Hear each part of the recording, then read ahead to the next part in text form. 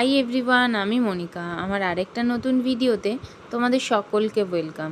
আশা করছি যে যেখান থেকে আমার ভিডিওটা দেখছো সবাই অনেক ভালো আছো। আজকের দিনটা প্রতিদিনের মতোই জল আর ওষুধ দিয়েই শুরু করেছিলাম।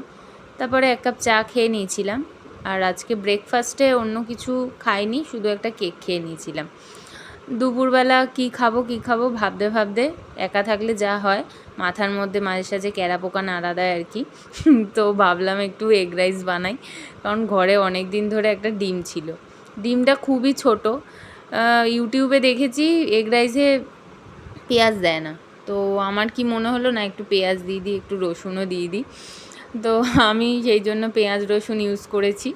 যা ছিল ঘরে আমি সেইভাবেই করেছি, কোনো আলাদা স্পেশাল কিছু করিনি। আর কড়াইটা দেখে কেউ হাসবে না, কারণ ইন্ডাকশানে এই কড়াইটা বসালেই কেমন জানি না একটা পুড়ে যায়। আমি বুঝি না কেন হয়। বাট হ্যাঁ, খেতে কিন্তু খারাপ হয়নি, কোনো পোড়া গন্ধও আসেনি খাবারটা থেকে। খেতে বেশ ভালোই হয়েছে। আমার মুখের এক্সপ্রেশন দেখলে হয়তো বুঝতে পারবে, খাচ্ছিলাম আর মাথা নাড়াচ্ছিলাম যে হ্যাঁ, ভালোই বানিয়েছি। লাস্টে ওই একটু গোলমরিচ গুঁড়ো আর একটু সয়া সস দিয়েছিলাম বলে একদম টেস্টটা অন্যরকম হয়ে গিয়েছিলো। তো যাই হোক, ইচ্ছে মিটলেই হলো। তারপরে একটু রেস্ট নিয়ে সন্ধ্যাবেলা চা, নিমকি, মুড়ি আর চানাচুর খেয়ে নিয়েছিলাম। তারপরে একটু ঘন্টাখানেক পড়াশোনাও করে নিয়েছিলাম, কারণ এখন তো পড়াশোনাটাই সবচেয়ে বেশি ইম্পর্ট্যান্ট হয়ে গেছে আমার লাইফে।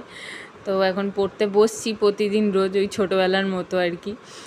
তারপরে খেয়ে নিয়েছিলাম এক গ্লাস আমের শরবত।